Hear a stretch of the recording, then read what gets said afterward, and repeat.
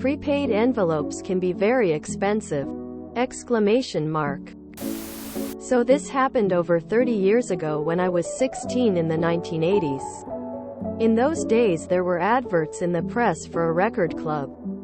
This is actual physical albums, where you could get some albums free by signing up and then get sent 3 a month after that, which you had to pay for by a money order within 30 days or get charged interest. So I used it for a few months and it was okay, but then there was less and less good choices and I wanted to cancel the subscription. Each month I got the albums, I could return them in prepaid plastic envelopes. But for the first few months I kept the albums, so had a load of spare prepaid envelopes. Important for later. When the quality of albums went down I just sent them back. But this was becoming a nuisance since it was getting close to when I was due to go to college and move away from home.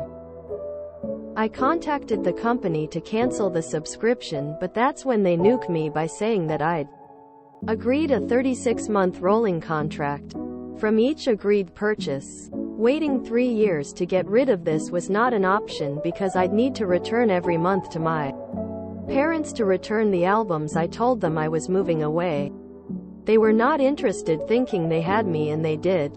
They told me to send anything back I did not need each month and pay for what I kept, and they would start the ending of my contract from when I stopped buying albums. I made it clear I had stopped. Cue the malicious compliance. I thought about all the things I did not need, that I could send them apart from the garbage albums I was being sent each month. My dad did building work on the side of his main job, so we hardcore and cement in abundance at the back of the house. So I got one of the first plastic prepaid envelopes and filled it with hardcore and wet cement, waiting for it to set. It was almost too heavy for me to carry to the post office, but I got it there. The company had to pay by weight for whatever was in the envelope, so it would have cost a lot. I phoned them 2 weeks after that. I mentioned I had quite a few envelopes and they wisely decided to cancel my account immediately. If it looks too good to be true, then it is. I learned that at 17. Now I know I'm old, when someone feels like they have to explain how Columbia House worked. I bet they stopped sending heavy metal albums. Your trick works well with any group that sends you unsolicited, return postage guaranteed envelopes. Pro tip: you don't need to make it fit inside the envelope. You only need the envelope attached so the address can be read. I've found tape works well for this.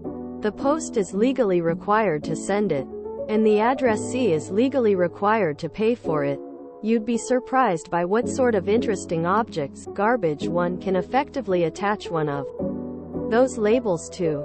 I suggest you experiment. That's awesome. Did the post office people raise any eyebrows at sending a literal brick in the post? When I was in college, yes, a long time ago, every piece of junk mail had prepaid envelopes. We simply took the entire advertisement, stuffed it in the prepaid envelope and mailed it back to them. My roommate was in a welding class and often had pieces of welded flat steel from class.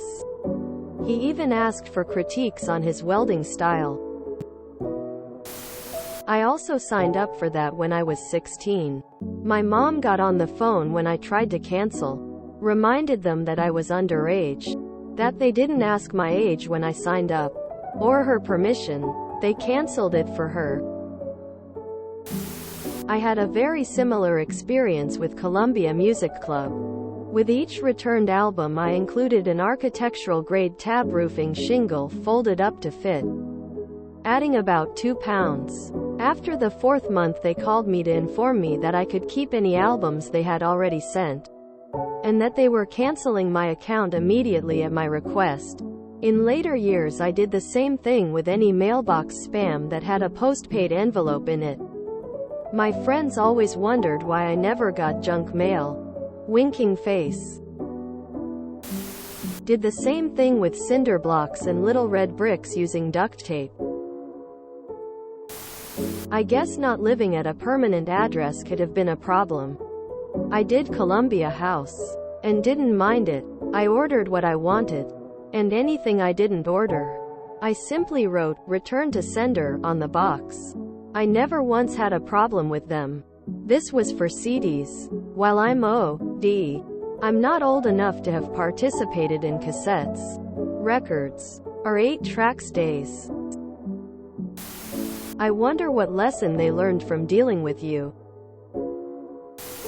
I mentioned I had quite a few envelopes and they wisely decided to cancel my account immediately. That really cemented their decision to cancel your account. Cue the malicious compliance cue to check out at the store. Fewer. If it looks too good to be true, then it is. I learned that at 17. If you were a minor, I'm pretty sure you could also have had a judge annul the contract and ream them a new one if they tried to keep playing their FAFO games with you in the court. If you enjoyed this video, please check out our playlists full of similar content. Epicaricast is like doom scrolling for your ears. Please like, share, and subscribe.